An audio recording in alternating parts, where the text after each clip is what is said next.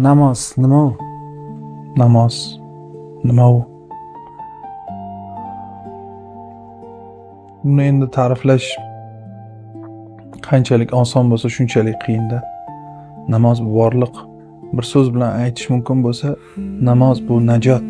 Najotga keling deb bekorga chaqirilmaydi. Najot ya'ni qutqarilish uchun, mag'firat uchun, abadiy rohat uchun bu imkon. Bundan buyukroq bir najotimiz yo'q. Namozdan ulug'roq bir imkonimiz yo'q.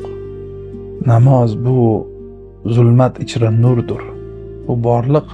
Hattoki namoz uchun Alloh taolo bizni yaratgan deb ham o'ylab qolaman. Asli namoz uchun.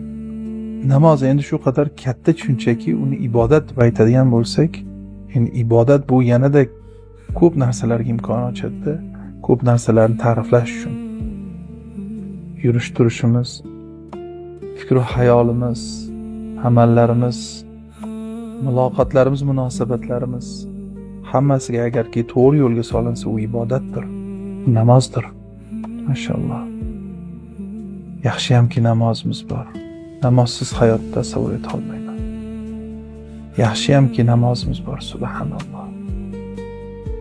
Usiz hayotni tasavvur etib bo'lmas. Namozga yetganlar dunyodagi eng baxtli insonlar. Namozsiz odamlar nimasi ham bor. Alloh ibodatda hammalarimizni qoyim qilsin. Namozga muhabbatni har bitta insonning qalbiga joy etsin Robbim. Namoz go'zalda muhabbatdir. Namoz men uchun shaxsan aytadigan bo'lsam, bu meni sevimli yorim, ayolim rashk qilsa arzigudek haqiqatda meni yo'ldoshim. Namozsiz hayotni tasavvur etib bo'lmas. Alhamdulillah, Allohga hamd bo'lsin. Payg'ambarimiz alayhisalomga dastlab 50 mahal namoz buyurilganda Alloh taolo shunday qoldirsa ham bo'lardi. Ya'ni Alloh shu darajada mukammal, hikmatli, buyuk zotki, Payg'ambarimiz alayhisalom qaytib kelishlarini ham bilgan. Alloh hamma narsalarni biladi.